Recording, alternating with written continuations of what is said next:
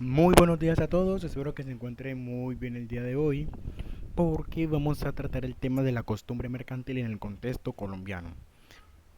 Lo vamos a hacer de una manera breve y sencilla para aclarar esa duda conceptual que tenemos acerca de la costumbre. Entonces, definamos la costumbre desde un aspecto genérico.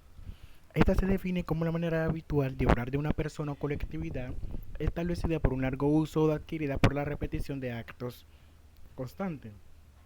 Ejemplo de ello son las celebraciones anuales que hacemos de nuestra fecha de nacimiento, el bañarnos, que lejos de ser un hábito de higiene, es una práctica que se ha extendido tanto que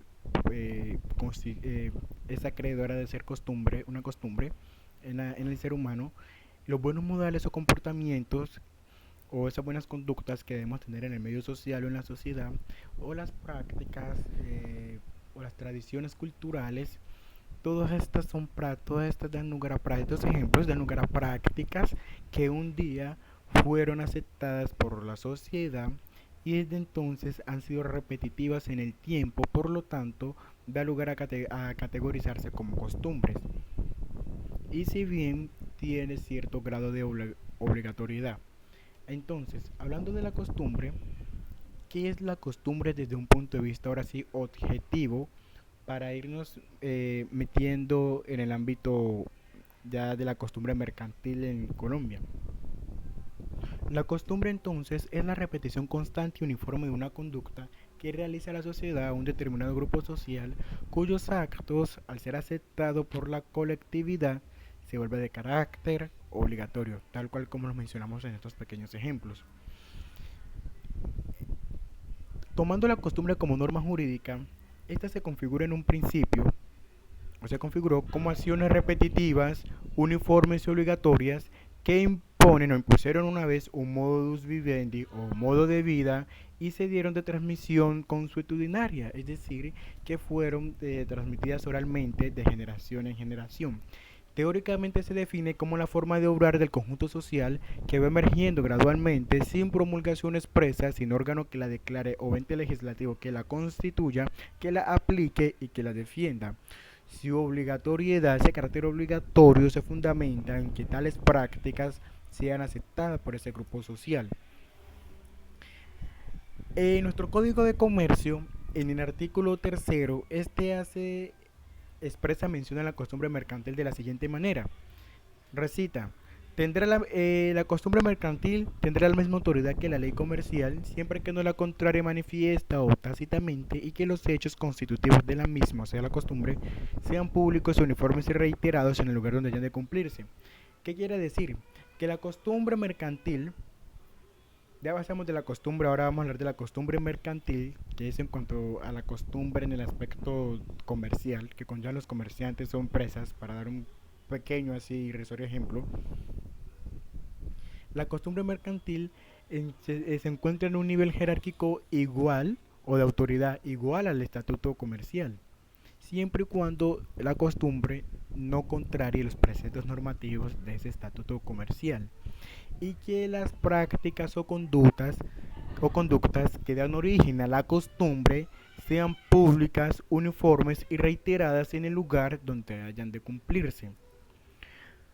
Pero para que esta costumbre pueda ser impuesta en la sociedad, debe de cumplir de dos elementos. El primero, que es el elemento subjetivo o psicológico, este se da por el mero hecho de la repetición de esa conducta o de una conducta por un tiempo determinado en la sociedad. Tanto así que las personas lleguen a considerar esas prácticas como conductas obligatorias, generando la convicción en ellas que las realizan de forma legal, simplemente por ese consciente obligatorio que se han creado en sí mismo, ya por la repetición constante de esas conductas. El otro elemento es el elemento objetivo que se subderiva en que la costumbre debe revestirse de generalidad y que para hacerlo se requiere que un determinado grupo o conglomerado social deba acatar o someterse a esas conductas que si bien son reiteradas, también no son exactas. El carácter general de la costumbre antes de ser impuesta en la sociedad requiere que todos, o al menos la mayoría de los miembros de una comunidad, se someta a los cumplimientos y exigencias de la costumbre misma. La costumbre debe ser constante, ya que las prácticas de las costumbres deben de ser repetitivas y continuas. Asimismo, debe de ser uniformes porque no debe haber contradicción en la práctica de la costumbre. Esta no debe ser ininterrumpida por prácticas contrarias, sino que debe de ser exacta. Se deben de realizar esas prácticas de manera general, que todos o la mayoría del grupo las acepte, constantes, deben ser repetitivas, uniformes, no deben de ser, de tener alguna contradicción y deben de ser públicas, que es decir, que deben de ser visibles en el conglomerado social y de amplia notoriedad para el uso comercial. Y por último, la reiteración y duración, que la repetición de tales conductas, que trata de la repetición de tales conductas, su utilización y autenticidad en el tiempo. Esto es por así los elementos que debe de cumplir la costumbre. Y si la costumbre jurídica no se reviste de estos dos elementos aquí presentes, pues seguramente no pueden ser fuente del derecho. Por otro lado, la jurisprudencia y la doctrina han hecho una clasificación general de la costumbre de la siguiente manera. Tenemos la secundum legem, que es la norma que adquiere su carácter vinculante por la expresa referencia que a ella hace la ley.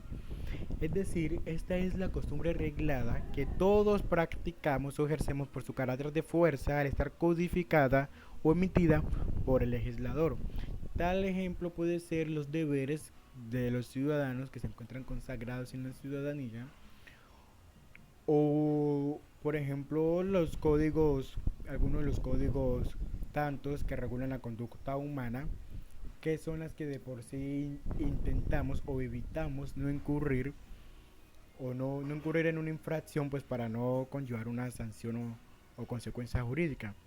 Por otro lado tenemos la Prater Legem, que si bien es lo que no está dispuesto o contemplado por la ley, pero que no es contrario a ella. Sencillamente se define como prácticas irregulares, no expresadas en la ley, pero que no las hacen ilegales ni ilícitas. Por otro lado, y sin más que decir, la contraley, pues que sencillamente es la norma contraria a la ley.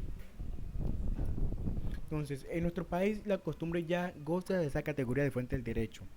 Y aparte, el Código de Comercio la reconoce como fuente formal de derecho y le ha asignado un carácter supletivo, ubicándola además en una jerarquía de igual autoridad que la ley comercial. En la costumbre mercantil, los comerciantes, en ejecución de sus actos, pueden disponer de la costumbre para regular sus diferentes relaciones o conflictos patrimoniales. Surge una clasificación, se habla de otra clasificación de la costumbre, que como las costumbres normativas, que tienen plena validez en el conglomerado y operan a falta de ley escrita, tienen la fuerza de normas jurídicas que suplen la voluntad de los contratantes, a pesar de su desconocimiento por ellos. Y dentro de su función jurisdiccional, el operador puede optar por aplicar de oficio las normas consuetudinarias y la transgresión o desconocimiento de estas pueden dar lugar al recurso extraordinario de casación. Siguiendo tenemos las interpretativas, que son relevantes en las relaciones contractuales, ya que permiten entender y reconstruir la voluntad de las partes y aclarar estipulaciones ambiguas y comprender los aspectos técnicos de la actividad empresarial según el negocio celebrado. Entonces, también tenemos de otra clasificación que dice que destaca de la general que su aplicación se denota en todo el territorio nacional, que la costumbre pues su aplicación se denota en todo el territorio nacional o en gran parte de este y suple a la costumbre local. En relación con la costumbre local o también regional, resulta de la dinámica económica en una zona geográfica específica, son las prácticas que se llevan a cabo en un lugar, ciudad o municipio específico. ¿Ya?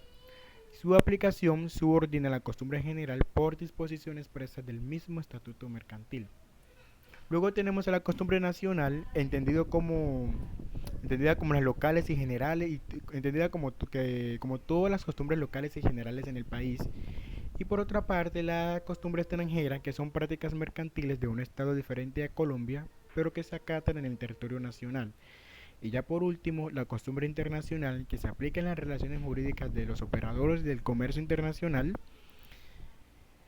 Y pues para concluir este tema de la clasificación de la costumbre, que resulta de especial importancia, ya que para entender la aplicación de la costumbre mercantil en las relaciones jurídicas que se derivan de la dinámica económica de igual forma para probar su existencia y validez cuando las circunstancias así lo ameriten.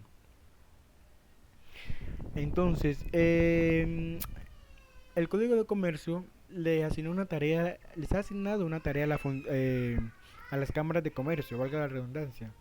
Esta tarea consiste en recopilar y certificar las costumbres mercantiles en su jurisdicción. Es decir, que tras un proceso riguroso de investigación, se debe observar que ciertas prácticas o conductas que se lleven a cabo en el campo mercantil o comercial en determinado sector o municipio o distrito, cumplan con los requisitos de publicidad, vigencia, uniformidad, reiteración y obligatoriedad para poder alcanzar la categoría de costumbre mercantil y luego ser objeto de certificación por las mismas cámaras de comercio. Entonces, de esta manera hemos concluido el tema de la costumbre mercantil y espero que les haya servido de ayuda para su consulta. Muchísimas gracias y no olviden darle like al video.